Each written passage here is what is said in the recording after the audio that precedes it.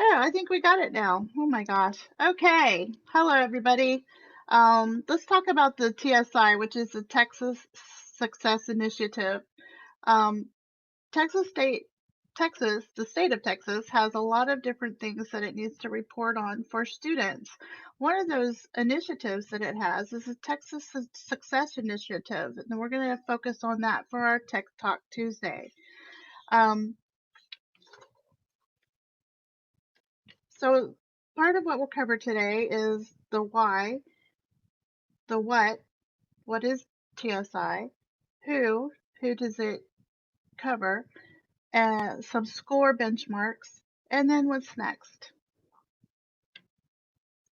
So the why is more than 40% of students entering a Texas public institution do not meet college readiness.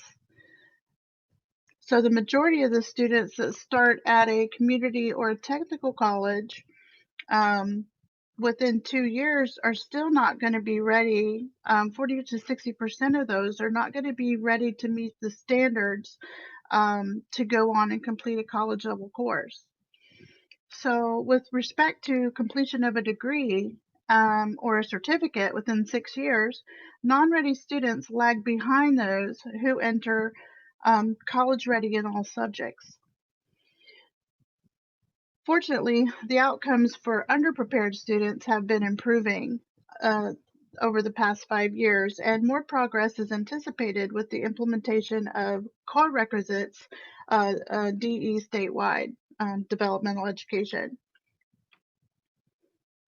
So let's look at what TSI is. So Texas Success Initiative, the purpose of it is to guide Texas public institutions of higher education in determining whether entering non-exempt students are ready for entry at college level coursework in the areas of reading, writing, and math. So there is the TSIA, which is the Texas Success Initiative Assessment.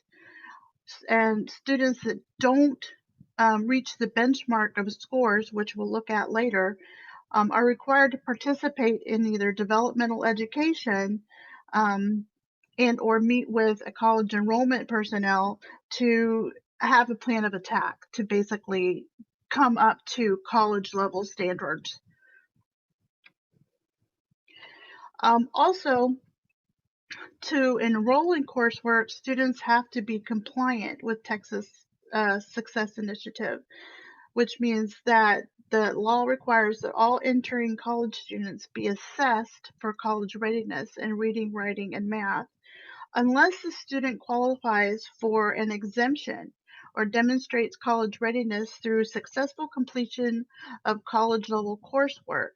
So, SAT scores, ACT scores, different college level coursework that they've already taken. Say, for instance, they come in, they've already have a bachelor's degree, but they're coming to your school to learn a new trade. Well, they're exempt from having to take the tests.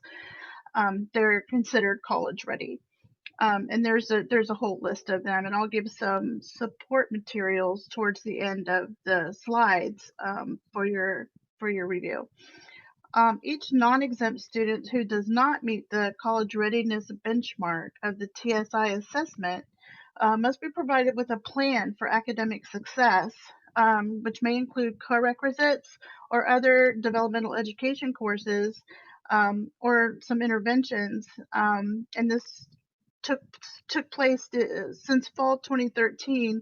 The TSIA replaced the 4 assessments that were previously available. So who takes it? Who has to take it? So any student that attends a Texas state public institution, unless they're exempt, must take the TSIA. They must meet or exceed the minimum college readiness benchmarks to enroll in entry-level college credit courses. And then students who qualify for a TSI exemption can go ahead and enroll in entry-level college credit courses without any restrictions. Um, see a list of exemptions on the right. You can't see those, but there are a whole list of exemptions from some of the reference materials that I'll give you a list of later on.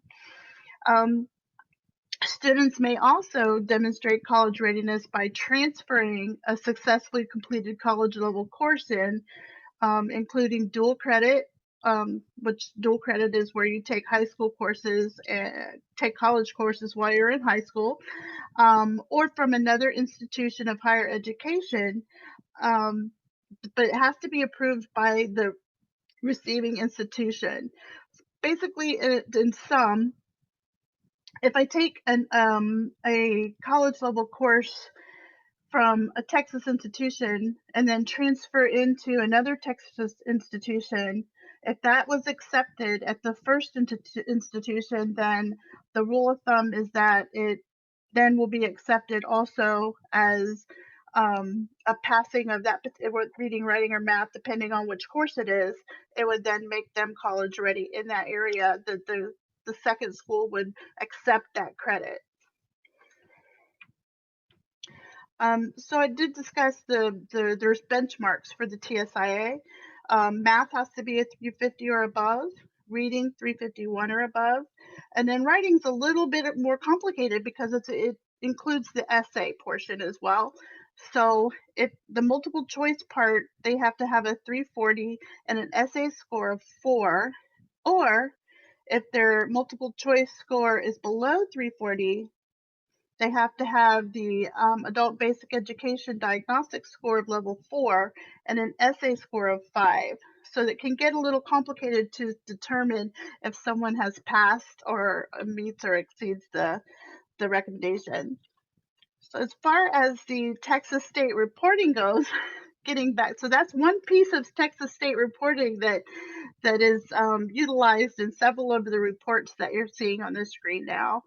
So there are many reports that are built into Colleague for the students, and the state. There's graduation reports, there's admission reports, student schedules. There's also reports around facilities and building inventories, and then of course class reports.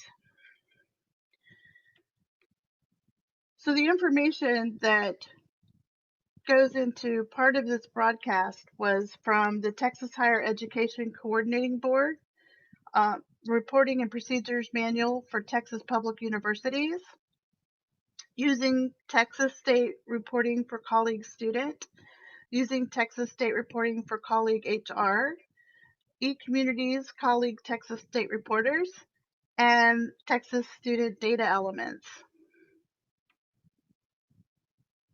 Any questions? I'm going to check the chat here.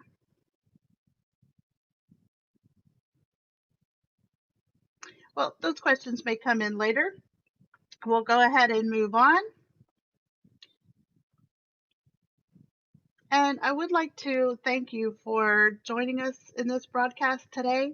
And I look forward to seeing you on more Tech Talk Tuesdays.